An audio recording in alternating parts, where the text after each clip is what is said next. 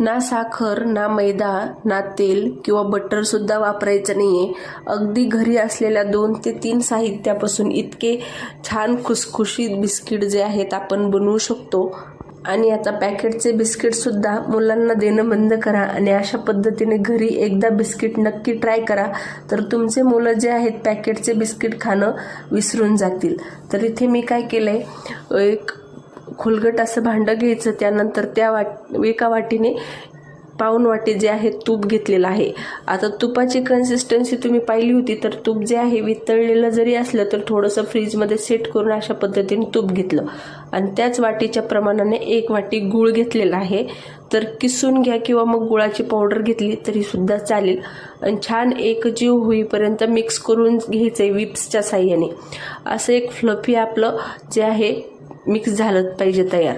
त्यानंतर 2 चमचे desiccated coconut घातलं. चवीसाठी ऑप्शनल आहे, नको असेल तर नाही घातलं तरी सुद्धा चालेल, पण चव छान येते आणि कन्सिस्टन्सी सुद्धा बॅलन्स होते. त्यानंतर इकडे मी 1 वाटी गव्हाचं पीठ घेतलेलं आहे. हो, आपण बिस्किट जे आहेत गव्हाच्या पिठापासूनच बनवणार आहोत. त्यानंतर 5 ते 6 बदामाचे अशा प्रकारे काप करून घेतले होते आणि व्यवस्थित असं मिक्स करायचं आहे आपल्याला. यामध्ये पाणी किंवा दूध काही घालायचं नाही. जर तुम्हाला वाटत असेल की खूपच हार्ड आहे, मिक्स होत नाहीये, तर 2 ते 3 चमचे तूप ॲड करा, पण बाकीचं काही घालू नका. आपल्याला यामध्ये कुठलीही बेकिंग पावडर घालायची नाही, कुठलेही इसेन्स घालायचे नाही. एकदम हेल्दी पद्धतीने आपण आपल्या मुलांसाठी बिस्किट बनवू शकतो. तर अशा पद्धतीने डो तयार घेतला. एक पोळपाट घ्या किंवा मग एखादं जे आहे बटर पेपर वगैरे काही घ्या. त्यानंतर अशा पद्धतीने सेट करत करत जे आहे लाटून घेतलं आणि एखादी प्लेटला जे आहे तुपाने छान असं ग्रीस करून घेतलं.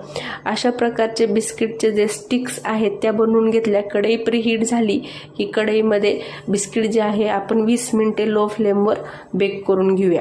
आता तुमच्याकडे इथे मायक्रोवेव्ह असेल तर आणखीनच बेस्ट आहे, कारण मायक्रोवेव्हमध्ये जे आहे पटकन बिस्किट तयार होतात, तर तुम्ही त्यामध्ये केले तरी सुद्धा चालेल. तर 20 मिनिटं झाले. आपले बिस्किट कसे झाले आपण पाहूया. तर हे बघा, अशा पद्धतीने मस्त असे खुसखुशीत आणि रंग सुद्धा किती बहरदार आलेला आहे. आता पाहताच खावेसे वाटेल असे बिस्किट झालेले आहे आणि चवीला सुद्धा तितकेच उत्तम प्रकारे तयार झालेले आहे. तर आता मुलं जे आहेत बाहेरचे पॅकेटचे बिस्किट तुम्हाला मागणार नाही, पण हेच बिस्किट जे आहे तुम्हाला नेहमी घरातच बनवून द्यावं लागतील. तर एकदा नक्की ट्राय करा आणि रेसिपी सविस्तर पाहण्यासाठी, सविस्तर व्हिडिओ पाहण्यासाठी खालील दिलेले त्रिकोणी बटनावर क्लिक करा. चॅनलला सबस्क्राईब करा. थोडी जरी रेसिपी आवडली असेल तर चॅनलला लाईक, शेअर, सबस्क्राईब नक्की करा. भेटूया अशाच एक नवीन रेसिपी सोबत. तोपर्यंत चला, बाय बाय.